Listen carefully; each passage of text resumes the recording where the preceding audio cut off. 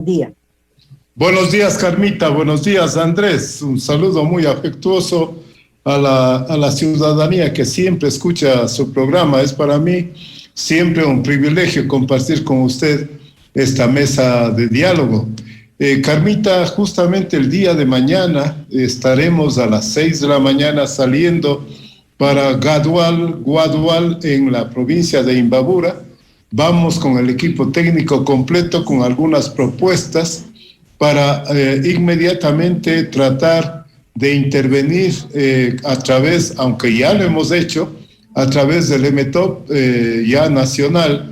En ese punto realmente nos preocupa la vía que se ha abierto en la zona, una vía que no tiene las mínimas seguridades. Hemos hablado ya con las autoridades, prefectos de las 3 provincias, Carchi, Imbabura y Esmeraldas, asambleístas de las 3 provincias, y mañana tendremos una reunión de trabajo allí en esa zona para buscar que este tramo entre Guadual y Lita se dé una solución inmediata, estimada Carmen. Decía que antes de ingresar estaba revisando como una suerte de mapa, ministro, sobre la situación vial del país, y realmente llama la atención por la cantidad de puntos conflictivos. Me pregunto, ¿eso es usual en el país o vivimos un momento particularmente difícil a propósito de avenidas parcialmente habilitadas o cerradas? Mire, Andrés, la realidad es de que la red vial nacional estuvo abandonada durante algunos años, yo diría durante toda la época del gobierno anterior, y no solamente del gobierno anterior, también del gobierno de Rafael Correa.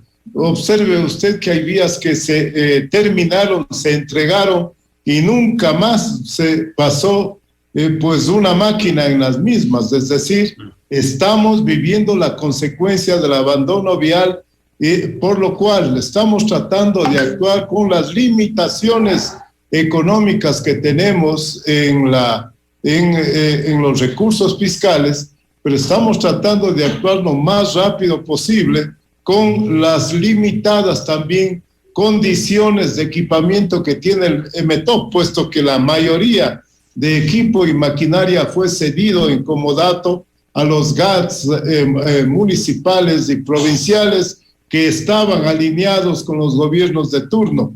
De tal manera que en ese aspecto, estimado Andrés, lo que hemos preferido y lo que estamos pues haciendo es buscar concesionar vías de manera inmediata. Y es por eso que le escuchaba a Carmita hace un momento. Cierto es que hemos anunciado que en este año pretendemos concesionar 718 kilómetros de vías del país. ¿Cuáles serán las prioridades, ministro, de estas vías? ¿Qué prioridades? Porque entiendo que hay algunas que estaban ya en proceso de concesión. Casi todas son nuevas, Carmen. Están vías como la Buena Fe, Babahoyo-Juján, está la Cumbe Biblián, está la Tababela-Cusubamba, está la Santo Domingo Esmeraldas, que hacemos todos los esfuerzos para reactivar una concesión del año 2014, está la Montecristi, la Cadena, la Loja Catamayo, la Manta Quevedo, entre otras, para este año. Y tenemos un paquete de vías también que están previstas para el periodo hasta el año 2024, de tal manera que estamos trabajando intensamente en este campo y pretendemos que las cosas vayan adecuadamente, sobre todo creando la confianza al inversionista para que se den estas concesiones, estimada Carmen. Ministro, nada más una puntualización. Entendemos que usted encontró concesiones viales que fueron dadas de una manera política y no técnica. ¿Se han revertido estas concesiones o estos procesos, ministro? No, estamos tratando de salvar esas concesiones, Carmen, de las cuales tenemos al menos 3 ya solucionadas.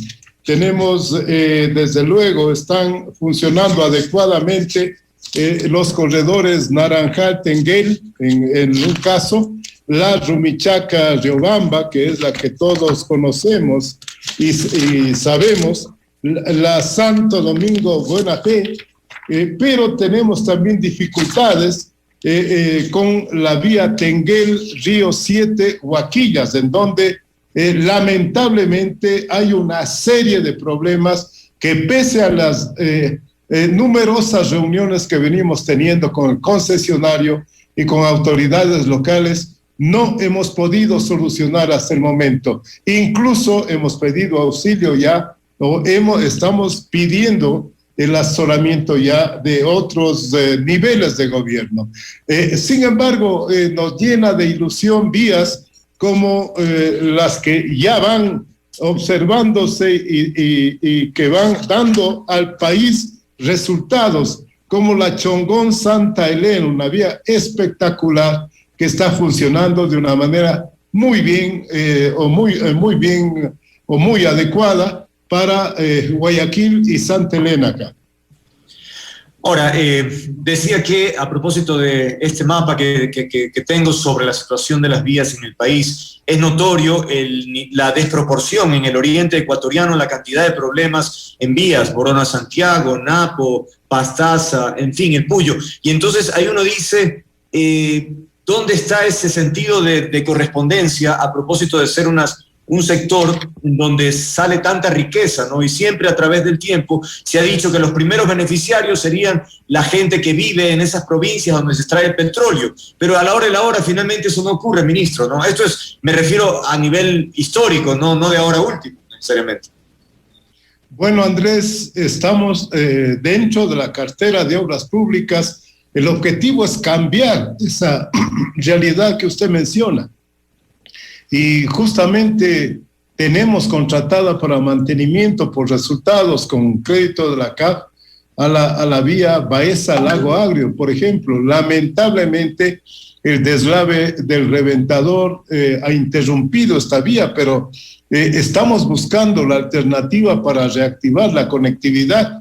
Está por contratarse una vía importantísima en el oriente en estos días.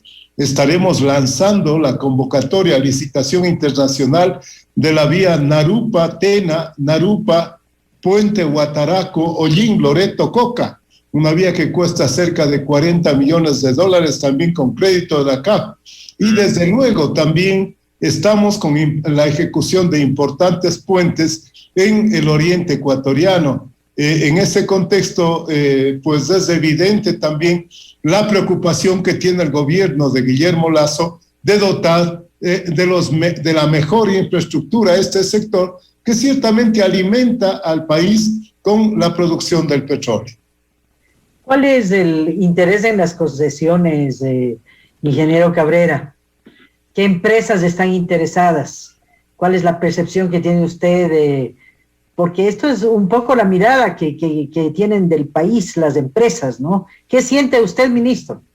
Bueno, yo estoy muy ilusionado, Carmen. Le digo, por ejemplo, solamente para la Loja Catamayo existen 3 demostraciones de interés. Para la Quevedo Manta, en donde se pretende incluir como CAPEX a la Manta Coliza, existe ya una demostración de interés. Es decir, antes de que los productos salgan, existen ya demostraciones de interés de importantes empresas nacionales e internacionales. Lo mismo se demuestra en el tema de la rehabilitación del ferrocarril, en el tema del quinto puente, por ejemplo. De tal manera que me llena de ilusión, ciertamente, pero es un trabajo de muchísima responsabilidad el que se nos ha encomendado. Porque ya que menciona el tema del ferrocarril, en su cartera está la responsabilidad de la rehabilitación. Así es, Andrés. El ferrocarril fue recibido ya por el Ministerio de Transporte y Obras Públicas. Desde luego hay todavía problemáticas por resolver, pero este país tiene que caminar hacia adelante y eso es lo que el gobierno de Guillermo Lasso lo hace pese a las enormes dificultades económicas que existen, a un hueco fiscal que nos dejaron y que lo enfrenta este gobierno con total valentía. Estamos dando batalla a estos problemas y la rehabilitación del ferrocarril será una realidad. Iniciaremos este año, quizás no estaremos ya adjudicando este año, pero estaremos a punto de hacerlo. Yo quiero decirle, Andrés, que existen al menos 8 empresas de todo el mundo interesados en la rehabilitación, empresas de Rusia, empresas de Estados Unidos, empresas de Perú, empresas de España, entre otras, que tienen pues el deseo de rehabilitar el ferrocarril ecuatoriano. ¿Y qué pasó en el camino, ministro? Es decir, ¿por qué si supuestamente en el gobierno con bombos, de Correa me refiero, con bombos y platillos hizo la rehabilitación integral, digamos? ¿Hubo una desidia capaz en el gobierno de Moreno, no se hizo lo pertinente para mantener habilitadas las vías? Mire, yo no quisiera dar más opinión que la que usted ve, que la que vemos todos los ciudadanos, que la que ve Carmen, que la que ve usted, yo, la que ve un producto completamente abandonado, lleno de maleza, en donde pues más bien, dado que estaba abandonado, se han tomado ciertas piezas de las rieles, etcétera, etcétera. Incluso hay bienes que hasta ahora no se descubre las escrituras de los mismos, es decir, hay todavía problemas pendientes y por resolver, pero definitivamente dejarlo así sería un crimen. Yo creo que lo importante es luchar para que se rehabilite el ferrocarril. Observe usted, Andrés, que uno de los sectores de la patria de donde un mayor número de migrantes ha salido hacia el exterior son justamente las provincias de la Sierra Central, porque dejaron de tener no solamente el atractivo del ferrocarril, sino también dejaron de tener la posibilidad de algún pequeño empleo y trabajo. De tal manera que en ese contexto, lo que estamos impulsando es un ferrocarril de carga y pasajeros que reactive la zona y desde luego este será concesionado y pues cuidado también y para ello he hecho un llamado a los GATS cantonales, parroquiales, provinciales para trabajar conjuntamente en su rehabilitación. Claro, y con un modelo adecuado, no como el anterior, porque lo que vivimos y asistimos fue al fracaso de este modelo de administración del ferrocarril. Ahí están las consecuencias y cuánto le costó al país. Ministro, pero este no es el único dolor de cabeza que usted tiene. También está el tema de la liquidación de TAME. ¿Cómo van las cosas allí? El ministerio no tiene espacio físico para recibir los activos de TAME como parte del proceso de liquidación de la aerolínea. A esto se suma que se requieren recursos para todo este proceso y para administrar todos estos bienes. ¿Cuál es la situación real, ministro, respecto a TAME? Carmen, yo quisiera hacer un comentario final sobre el ferrocarril. Mire usted que pues en las locomotoras que tanto se ponderaban, los componentes se mandaron a fabricar en España, sabiendo que aquí en el país hay artesanos de primerísimo nivel en las provincias del país. Yo realmente hay cosas que no entiendo, no sé cuál fue la justificación, tampoco hay todos los documentos para sustentar una serie de acciones que se hicieron anteriormente, de tal manera que todo esto tenemos que, sobre esto hay que trabajar, sobre esto hay que seguir adelante. Sobre su pregunta, hay problemas, cierto, y lo debo reconocer.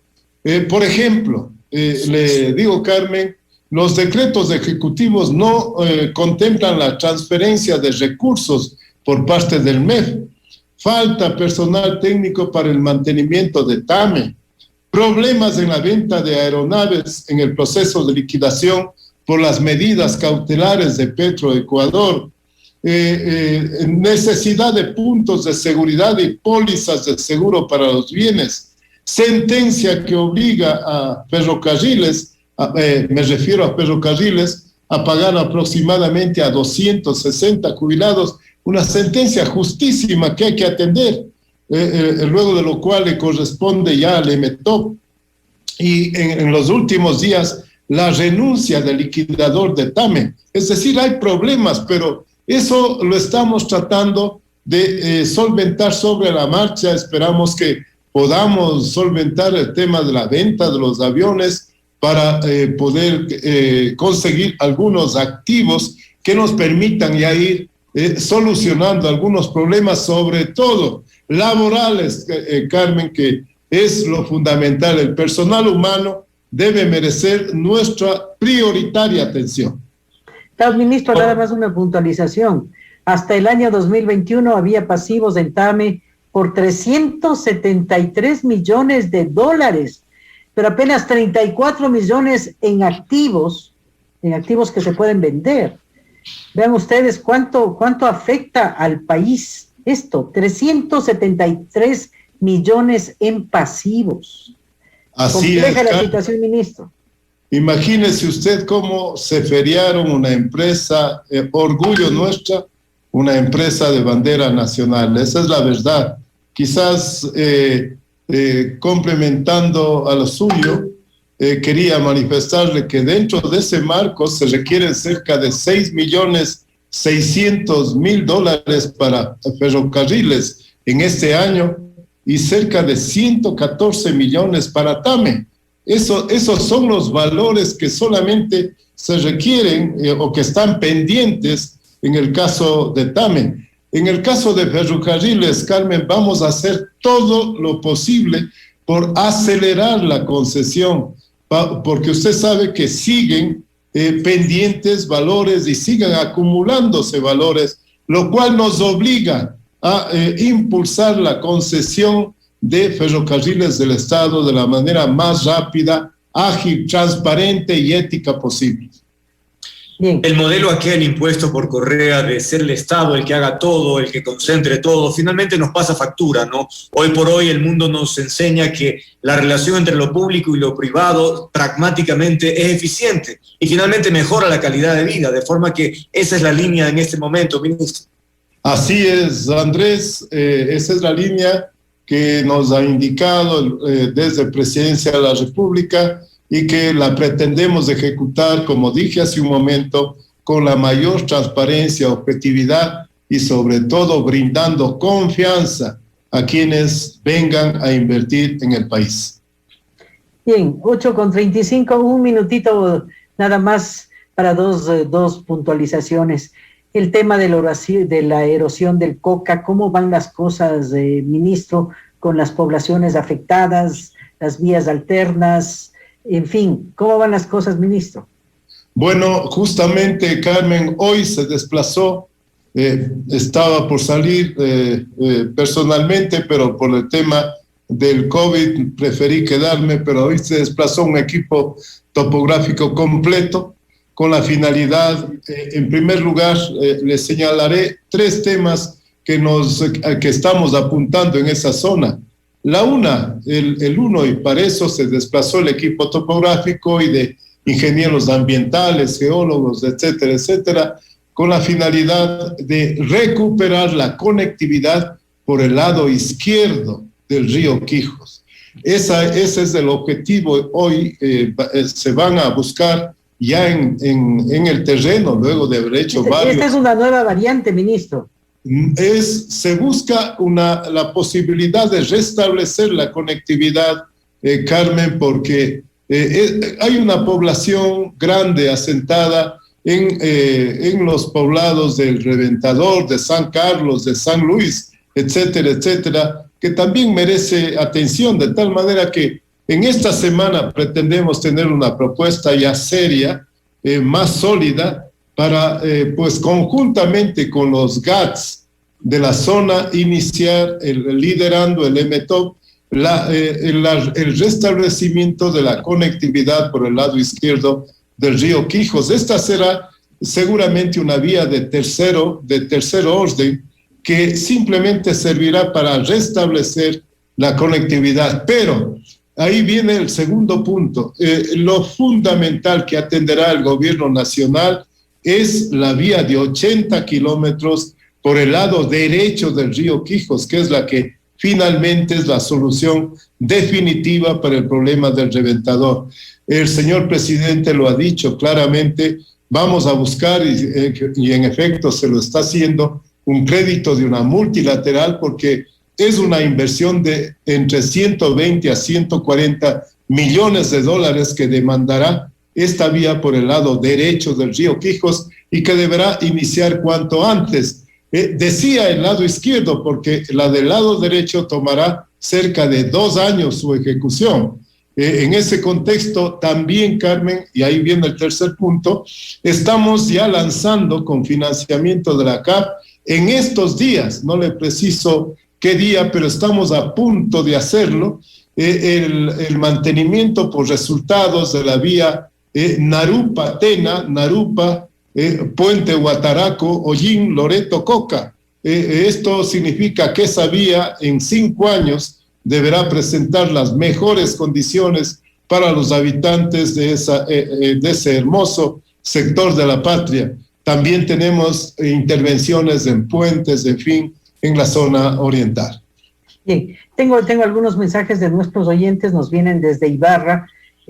Usted nos ratifica, mañana va a estar el ministerio liderando el proceso, el ministro, para el tema de la vía Ibarra-San Lorenzo. Usted nos ha dicho que estarán también representantes de la asamblea, los asambleístas de estas provincias afectadas. ¿A qué hora va a estar y será en Ibarra la reunión, ministro? Con eso concluimos. Carmen, salimos a las 6 de la mañana, estaremos a las 9 en Guadual, en la zona del problema. No podremos pasar desgraciadamente a Lita, pero estaremos en el lugar con las autoridades y retornaremos a Ibarra para dar una rueda de prensa en la gobernación de la provincia y conversar con los asambleístas y autoridades de las 3 provincias. Bien, ministro, muy gentil, muchas gracias por habernos acompañado.